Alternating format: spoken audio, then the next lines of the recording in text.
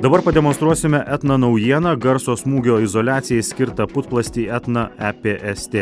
Anot uždarosios akcinės bendrovės Akustinių tyrimų centras laboratorijos vedėjo Andriaus Oksomino, garsas sklinda ne tik oru, bet ir konstrukcijomis, todėl svarbu tinkamai įrengti ir smūgio garso izoliaciją. Jei smūgio izoliacija bus prasta, tai girdėsime iš viršuje esančio kaimyno būtų ne tik vaikų bėgiojimą, bet ir kėdės pastumimą, kamuolio bumbsėjimą ar vaikščiojimą.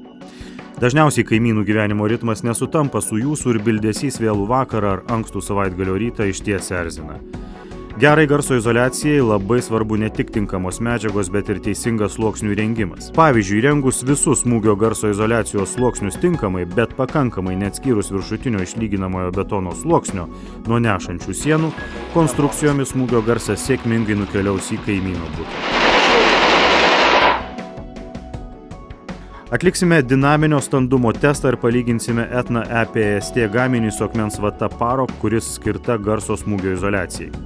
Dinaminį standumą parodo S vertė dešiniajame kampe. Kuo šis skaičius mažesnis, tuo geresnės gaminio garso izoliacinės savybės. Atliekant bandymą leidžiama nuo 0 iki 100 Hz garso dažnis. Abu gaminiai spaudžiami vienoda pusės kilopaskalio jėga.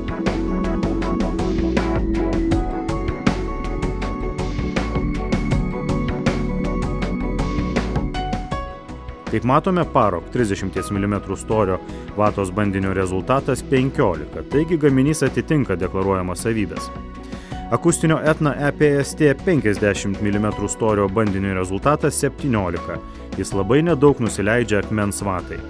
Akustinio Etna EPST 30 mm storio bandinio pademonstruotas rezultatas 18, tai taip pat geras rezultatas.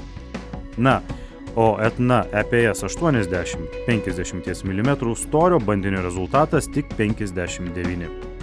Akivaizdu, kad norint apsisaugoti nuo triukšmo, stipriai neišlaidaujant, patartina naudoti akustinį putplastį Etna EPST.